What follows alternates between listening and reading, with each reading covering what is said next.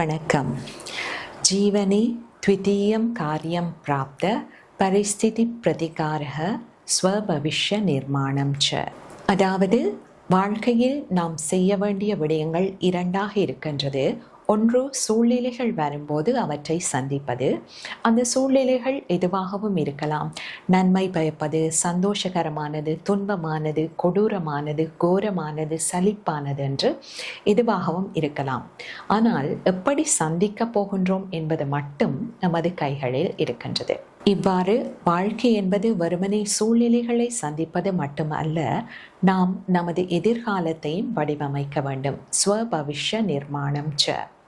நாம் எந்த வயதில் எந்த சூழ்நிலையில் இருந்தாலும் எமக்கென சில இலக்குகளை வைத்து அதற்காக நாம் தொடர்ந்து செயற்பட்டு கொண்டிருக்க வேண்டும்.